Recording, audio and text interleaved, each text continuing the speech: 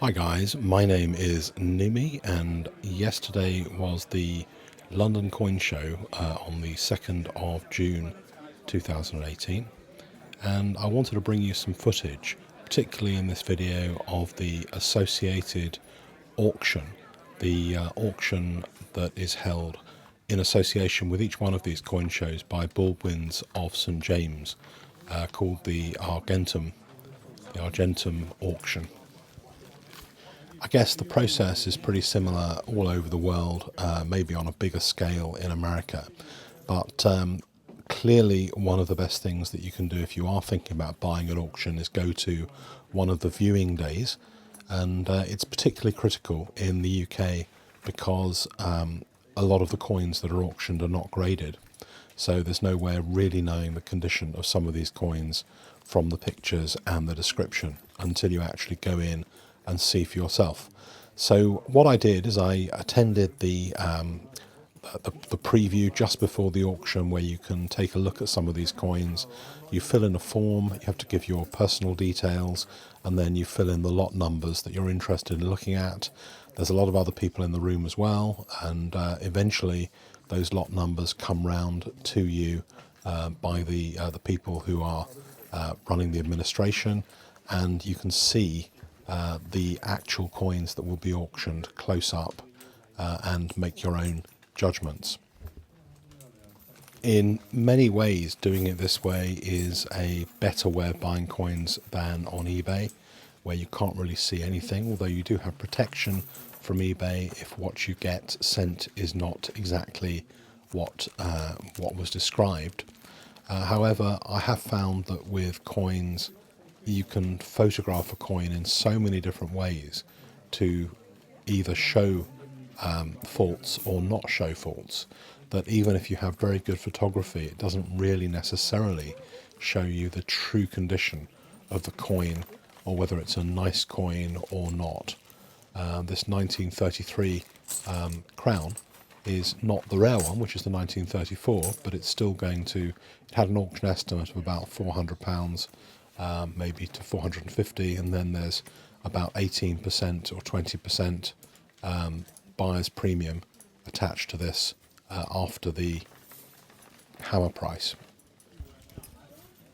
The people who are there attending these auctions are a combination of dealers and I guess advanced amateurs looking for bargains, and it is a good place to pick up coins. And I noticed a lot of the dealers looking at lots of coins, like big job lots of coins, because sometimes the gems are hidden in a group of coins and you can't easily see, or maybe there's no photographs in the catalogue of the individual coins. So that can be quite fruitful, but it does take a lot of time and a lot of patience to go through the coins to see whether there is anything of interest. When I go to these events, I tend to focus mostly on the more expensive coins because I think that's my particular interest.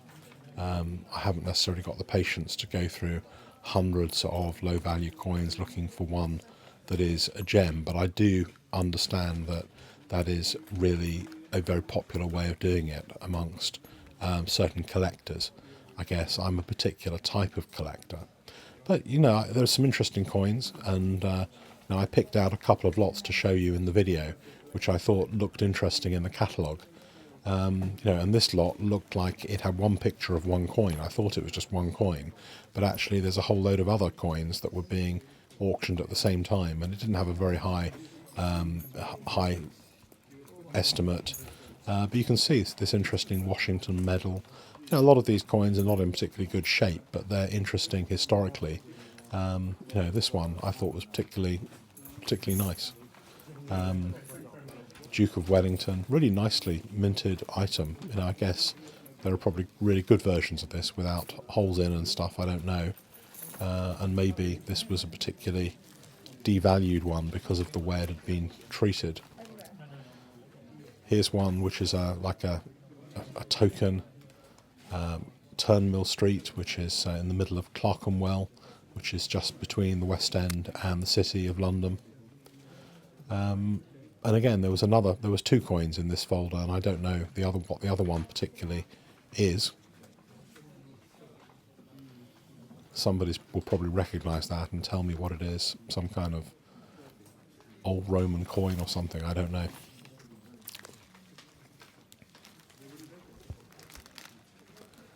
So, yeah, found in the River Thames near King's Wharf, Blackfriars. So, yeah, I mean, there are some interesting things around, but none of these little coins were described in the catalogue at all. They were only ever visible by somebody who was actually looking at the auction preview. So I guess a lot of people find these little gems. This was the one that was actually pictured in the auction catalogue, and this is the reason that I asked to see that particular lot.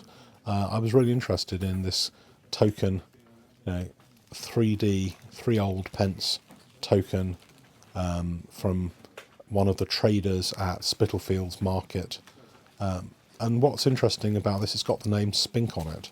So a lot of you guys might think of Spink as an auctioneer, but clearly at around when this was done, they were also producing items, tokens, medals, and they were engaged in the manufacturing of these items, and now they're more known for selling them.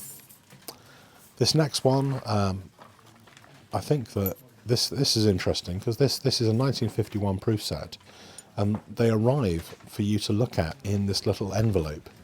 And all I can say is that half the coins were hanging out. It wasn't held horizontally.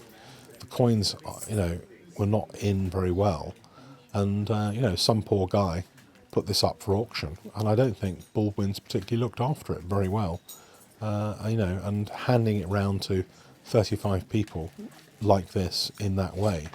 I have to say that when I was attending the auction preview for DNW, they seem to have the coins looked after a lot better and more securely when they have these mint sets. But it may be that I was looking at very, very high value coins, and maybe there's a reason why they allowed the preview to be done like this, which does have some kind of danger, I guess, of actually damaging the coins before the auction for the final buyer.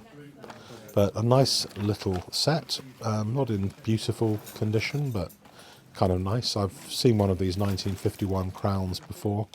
There were loads and loads of these, and the crowns are very, very cheap coins when bought individually in their little boxes. I did grade one for one of the Silver Forum members a while back. I also picked out, because I know quite a few of you guys are in the States, I picked out the American coins that they had up for auction. You guys can probably tell me about these coins, but to me this one certainly, I'm glad I would not want to be the buyer of this coin particularly. It's a nice size coin, but it looks pretty badly treated and cleaned and stuff like that, so I'm not sure that would get graded very well at NGC, but I could be wrong. There's lots of little marks on the fields there, lots of little scratches, and it looks like it's been given cleanings over the years. But I didn't look it up. Maybe it was particularly rare, but it was probably estimated at something like £400, so $600, $550. I'm sure somebody will correct my arithmetic as usual, but there you go. This one actually I liked a lot better. I thought this was really nice. If I'd have hung around at the auction, then I might have bid for this coin. I thought this was a really nice coin.